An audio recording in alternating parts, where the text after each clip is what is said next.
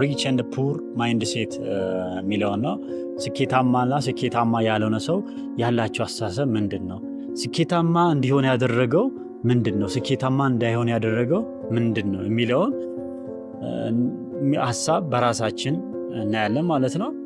አንድ ከተማ አንድ ሀገር ውስጥ ነገር ግን ሁለት አይነት ህይወት ማለት ሁለት ሰዎች አንድ ሀገር ውስጥ ይኖሩ ግን የተለያየ ህይወት ነው የሚኖሩት። አንዱ በጣም ስኬታማ ሆኖ ጥሩ ህይወት ይኖራል፣ ሌላው ደግሞ ጥሩ ያልሆነ ህይወት ወይም ደግሞ በቃ በድህነት ውስጥ ይኖራል ማለት ነው።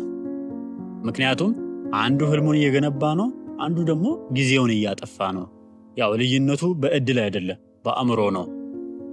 ከዚህ ስንጀምር የመጀመሪያው ለምንድን ነው አንዱ ስኬታማ የሆነው አንዱ ስኬታማ ያልሆነው ብለን ስናስብ ስኬታማ ማንሆንበት አንዱ ጠዋት ባለን እንቅስቃሴ ውስጥ ብንወስድ የስኬታማ ሰውና ስኬታማ ያልሆነው ሰው እንቅስቃሴ በደንብ እንድታደምጡ ይፈልጋለሁ። ፑር ማይንድሴት ያለን ወይም ደግሞ ስኬታማ ለውጥ ማንፈልግ ሰዎች ጠዋት አላርም ሪንግ በሚያደርግበት ጊዜ ላይ አላርሙ ይጮሃል።